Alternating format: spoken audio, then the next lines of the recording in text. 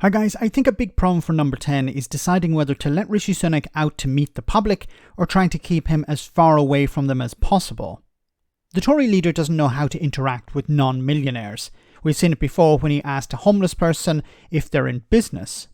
So I think whoever thought it would be a good idea for Sunak to go on a bit of a walkabout will either have been sacked or will be rethinking the Prime Minister's strategy to win over the public. Here he laughed in the face of a former NHS worker. This will make you feel good about the future. So last year, towards the end of the year, we had 2 months with virtually no strikes in October and November. Well, that was a fortunate thing. And do you know what happened? The waiting list fell by 150,000 over those 2 months. And it just shows that when there aren't strikes, we really can make progress. So we didn't last year because of all the strikes, but you hopefully... could stop it all.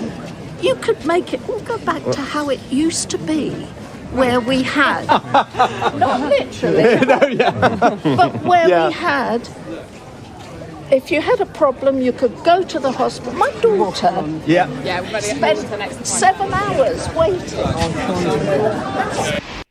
Okay, this is a very bad look for Rishi Sunak. It appears that he is walking away when she's asking a question or raising a personal point about her daughter having to wait 7 hours. Now, in reality, the lady here followed Rishi Sunak and they continued to talk about this. So the edit here from Sky News is a little bit dishonest. But I don't want to focus on Rishi Sunak walking away. I want to focus on the main issue of him laughing about the suggestion of going back to the way things were before the Tories, at a time when you could actually get an NHS appointment, where you could get a GP appointment, where you didn't have to worry about an ambulance eventually arriving. Will it arrive or will it not? Will it arrive tomorrow? I call it now. I'm expecting an ambulance to arrive within 20 minutes, half an hour, and it arrives tomorrow.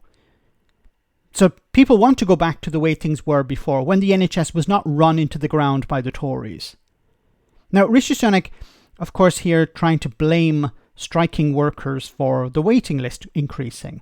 But he can't get around that problem by blaming the workers, blaming the strikers, because he's ultimately responsible.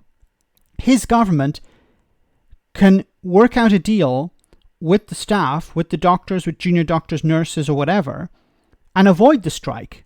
Because at the end of the day, they will negotiate a contract with the striking workers. They will negotiate something, and the strike will end. Well, doesn't it make sense to avoid the strike? Because if they are on strike and the waiting list increases, then you're ultimately responsible for that, because you can avoid the strike. And of course, this is him trying to blame someone when he's ultimately responsible as well, because the NHS waiting list is increasing. It has increased dramatically under the Tories. So people can't get their appointments. They can't rely on an ambulance arriving. And they would like to go back to a time when things actually worked. And Rishi Sunak's response to that, before running away, is to laugh in her face. Absolutely pathetic. Let me know in the comment section, guys, what you think. As always, your comments are greatly appreciated. Thanks a lot.